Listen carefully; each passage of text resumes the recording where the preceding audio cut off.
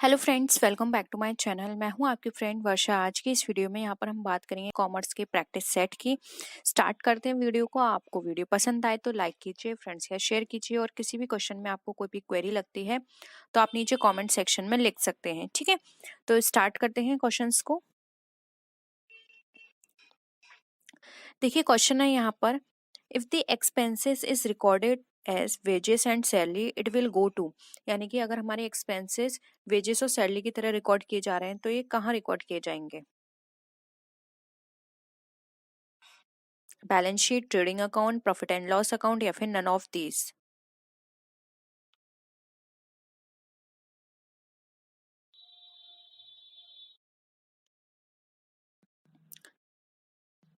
देखिए क्या हो जाएगा। देखिए पहले वेजेस दे रखा है और आपको मैंने पहले भी बताया था कि अगर स्टार्टिंग में वेजेस दे रखा हो बाद में सैलरी, तो आपको उसका ट्रीटमेंट ऑपरेटिंग एक्सपेंसेस की तरह करना है, यानी कि ट्रेडिंग अकाउंट में दिखाना है। और पहले सैलरी बाद में वेजेस दे रखा है तो ये होगा नॉन ऑपरेटिंग की तरह, और आपको P&L में दिखाना पड़ेगा। तो यहाँ पे पहले वेजेस है, इसलिए इसका आंसर हो जाएगा बी, जो कि हमारा ट्रेडिंग अकाउंट, ठीक है। नेक्स्ट क्वेश्चन देखिए। अब देखिए यहाँ पर रिवर्स कर दिया।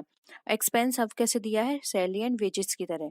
तो ये कहाँ दिखाया जाएगा? अभी अभी हमने डिस्कस किया, अगर पहले सैलरी दिया हुआ है तो ये दिखाया जाएगा P&L अकाउंट में, ठीक है।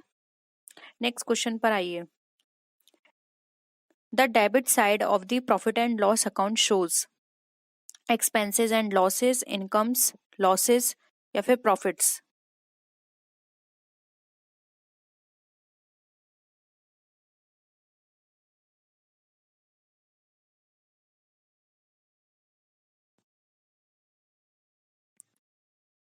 क्या हो जाएगा आंसर इसका? डेबिट साइड में हम दिखाते हैं सारे एक्सपेंसेस और लॉसेस को, क्रेडिट साइड की बात करें तो हम सारे इनकम्स दिखाते हैं, ठीक है। नेक्स्ट क्वेश्चन पर आइए।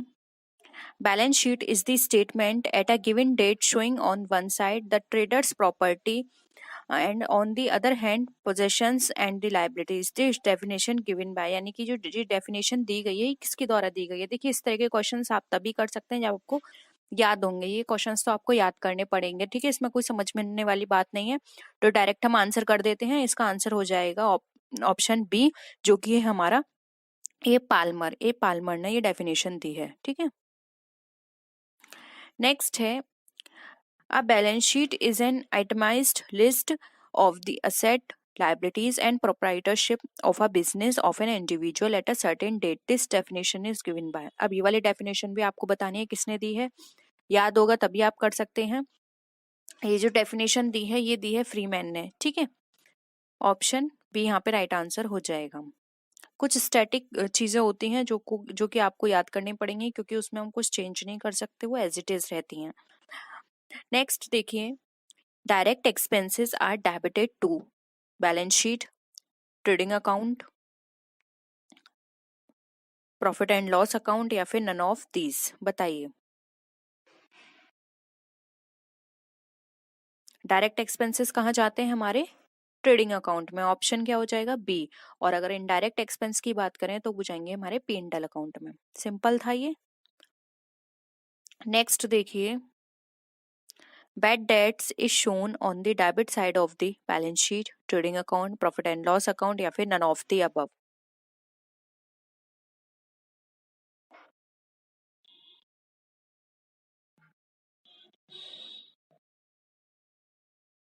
बैड डेट कहाँ दिखाए जाएंगे? प्रॉफिट एंड लॉस अकाउंट में, ठीक है। क्योंकि ये हमारे कैसे हैं, डायरेक्ट नहीं है, नॉन डायरेक्ट है, ठीक है।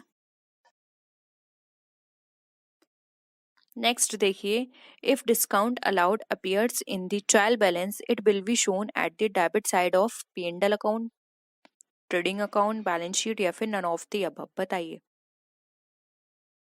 अगर डिस्काउंट अलाउड जो किया था आपने वो आपका ट्रायल बैलेंस में दिखाया गया है तो आप किस के डेबिट साइड में दिखाएंगे? ये दिखाया जाएगा हमारा P&L के डेबिट साइड में, ठीक है। नेक्स्ट है, अब आपका आउटस्टैंडिंग वेजेस अकाउंट है वो किस तरह का अकाउंट है? पर्सनल, नॉमिनल, रियल, या नॉन, नन ऑफ दीज। मैंने टाइप ऑफ अकाउंट की आपके साथ शॉर्ट डिस्कस की थी, तो वो अगर आपने देखी है तो आप इजीली बता सकते हैं। उसमें मैंने स्पेशली यही एग्जांपल लिया था आउटस्टैंडिंग वेजेस का। क्या हो जाएगा? ए, ये हमारा पर्सनल अकाउंट है। और कौन सा वाला पर्सनल अकाउंट है ये बताइए? ये हमारा है रिप्रेजेंटेटिव पर्सन अकाउंट। ठीक है, नेक्स्ट है आउटस्टैंडिंग वेजेस अकाउंट हमारा दिखाया जाता है बैलेंस शीट के किस साइड में? Asset, liability, both A and B, या फिर नन ऑफ दीज?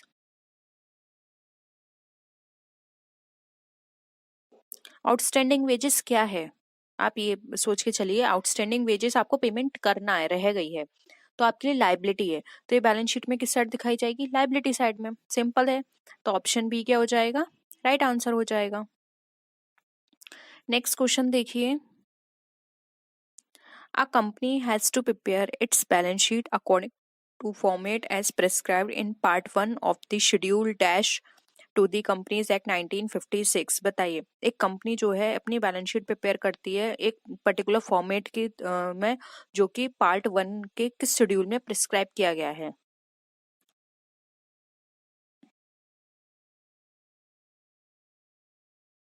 क्या हो जाएगा आंसर?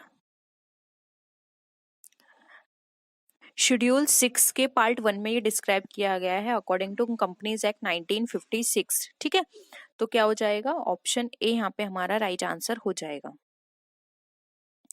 नेक्स्ट क्वेश्चन है, according to which section the balance sheet of a company shall give a true and fair view of the state of affairs of the company? Section 210, section 199, section 411 and section 211। बताइए।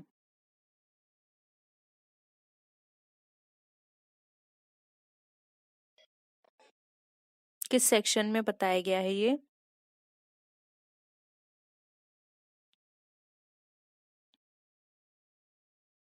देखिए, यहाँ पर हम बात करें balance sheet की कि ये हमें सही इंफॉर्मेशन प्रोवाइड करेगी कंपनी के अकॉर्डिंग, तो ये हमारी डेफिनेशन या फिर हम बोल सकते हैं ये स्टेटमेंट हमारा सेक्शन 211 में दिया गया है। ठीक है, तो ऑप्शन डी यहाँ पे हमारा राइट आंसर हो जाएगा। नेक्स्ट क्वेश्चन पर आइए, if there is any debit balance in profit and loss account it is shown as. अगर हमारा कोई भी प्रॉफिट एंड लॉस का डेबिट बैलेंस है तो वो कहाँ दिखाया जाएगा? रिजर्व में से डिडक्ट करेंगे, या फिर इसका कोई ट्रीटमेंट नहीं होगा, या फिर रिजर्व में ऐड कर दिया जाएगा, या फिर नन ऑफ दिस? बताइए।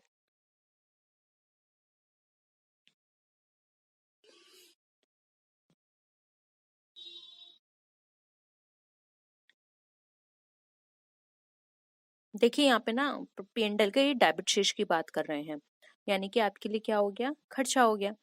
तो ये डेबिट की बात करेंगे तो ये आपको रिजर्व में से डिडक्ट करके दिखाना पड़ेगा। और अगर यहाँ पे क्रेडिट बैलेंस की बात करते तो ये आपका एडिशन हो जाता है रिजर्व के अंदर। इसलिए यहाँ पे ऑप्शन ए राइट आंसर हो जाएगा, डिडक्शन फ्रॉम द रिजर्व्स। ठीक है, नेक्स्ट क्वेश्चन देखिए, अमाउंट दे रखा है आपको रिजर्व एंड सरप्लस का, वो निकालना है आपको। रिजर्व एंड सरप्लस का अमाउंट आपके जर्नल रिजर्व्स दे रखे हैं 4,42,000 के, प्रॉफिट एंड लॉस अकाउंट दे रखा है 2,58,000 का, शेयर फॉरफिटेड अकाउंट है आपका 22,000 का, और शेयर प्रीमियम अकाउंट है आपका 2 लाख का। अब आपको यहाँ पर रिजर्व एंड सरप्लस का अपना अमाउंट निकालना है। कैलकुलेट करिए।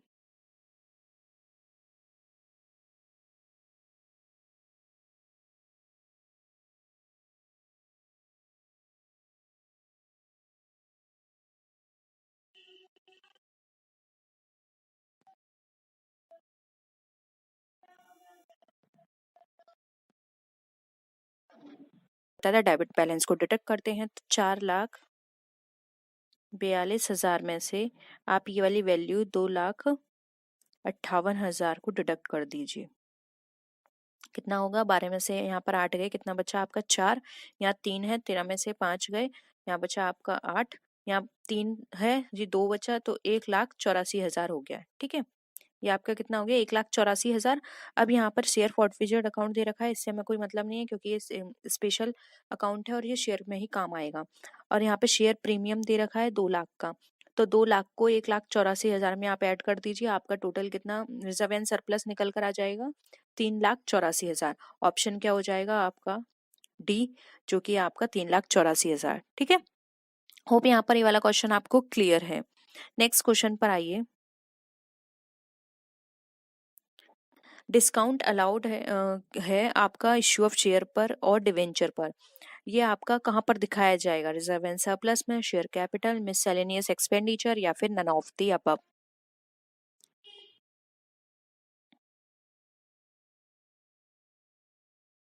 इजली आप बता सकते हैं। देखिए इसमें कहीं भी रिजर्व एंड सरप्लस की बात नहीं कर रहे, ना ही शेयर कैपिटल से रिलेटेड है। ये आपका एक तरह से खर्चा है, क्योंकि आपने डिस्काउंट अलाउड किया है तो आपके लिए एक्सपेंडिचर है, तो आपका ये जाएगा मिससेलेनियस एक्सपेंडिचर में। ठीक है, ऑप्शन सी आपका यहाँ पे राइट आंसर हो जाएगा। नेक्स्ट क्वेश्चन पर आइए। अब आपको बताना है इसमें से कौन सा सेक्शन है जो कि आपको प्रोविजन, किस section, which section makes provision for extension of financial year. ठीक है, यहाँ पर आपको बताना है सेक्शन जो कि आपके फाइनेंशियल ईयर को एक्सटेंड करने के लिए काम आता है होल्डिंग कंपनी और सब्सिडरी कंपनी के। सेक्शन 216, सेक्शन 220, सेक्शन 210 या सेक्शन 213।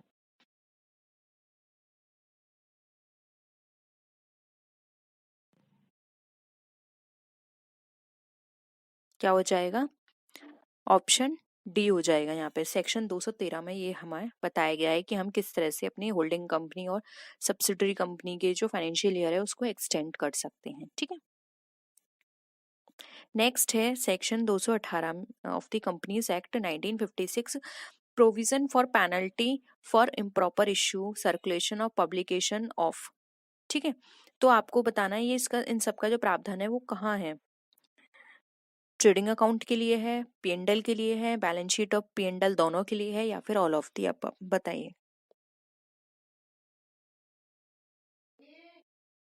क्या हो जाएगा आंसर?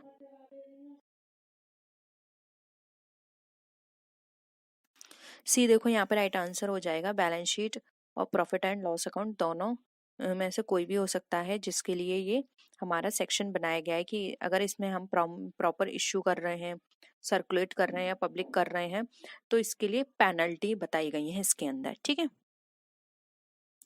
नेक्स्ट है the copies of the balance sheet and P&L account shall be filed with the registrar within 30 days after the statutory meeting, interim meeting, annual journal meeting या फिर all of the above बताइए।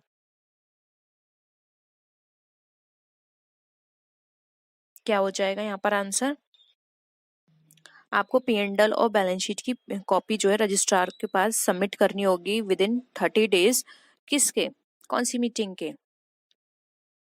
देखिए ये सब कॉपियां तो आपकी हर साल होंगी। ठीक है, P&L बैलेंस शीट हर साल बनाई जाएगी, जबकि आपको पता है स्टैट्यूटरी मीटिंग सिर्फ एक बार होती है पूरी लाइफ में। ठीक है, तो स्टैट्यूटरी मीटिंग हट गई, और इंटरिम मीटिंग मिड में होती है तो भी आप यहाँ पर सबमिट नहीं कर सकते अपनी P&L और बैलेंस शीट, क्योंकि ये तो एंड ऑफ द ईयर बनती है।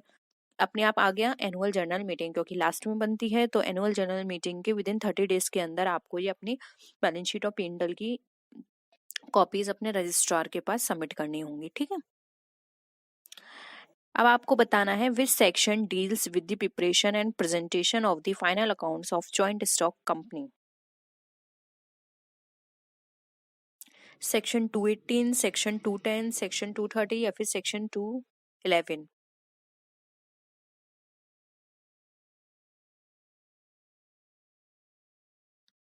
क्या हो जाएगा आंसर? सेक्शन 210। ठीक है, यहाँ पे ऑप्शन बी आपका राइट आंसर हो जाएगा। ऑप्शन बी यानी कि सेक्शन 210 के आपको डील करना बताता है कि किस तरह से प्रिपरेशन और प्रेजेंटेशन होगा फाइनल अकाउंट्स का, अगर आप जॉइंट स्टॉक की बात करें तो। ठीक है, बहुत ही सिंपल क्वेश्चन है और इम्पोर्टेंट भी है। अब आपको यहाँ पे गैप की फुल फॉर्म बतानी है। Generally accepted accounting principles, going alliance accounting principle, generally accepted auditing principles या फिर नन ऑफ द अबव। क्या होता है इसका मतलब गैप का?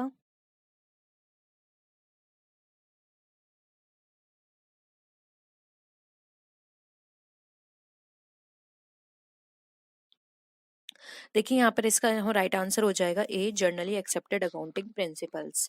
यानी कि ऐसे प्रिंसिपल जो कि हर कोई उसको अडॉप्ट कर पाए, इजी हो सबके लिए। क्योंकि कुछ प्रिंसिपल्स जो आपने देखे हैं वो इस तरह के थे जो आपके इंटरनेशनल थे, जो कि हर कोई उसको अडॉप्ट नहीं कर पा रहा था, सबके काम करने का तरीका अलग था। तो कुछ ऐसे प्रिंसिपल्स बनाए गए जो कि इजीली अडॉप्ट किए जा सकें और सबका सेम रहे, इसीलिए गैप को लाया गया। ठीक है, तो ये थे हमारे आज के क्वेश्चंस। होप आपको सारे क्वेश्चंस क्लियर हैं। किसी भी क्वेश्चन में डाउट है तो प्लीज़ ज़रूर बताइएगा। तो नेक्स्ट वीडियो में मिलते हैं आपसे, तब तक के लिए टेक केयर, बाय बाय।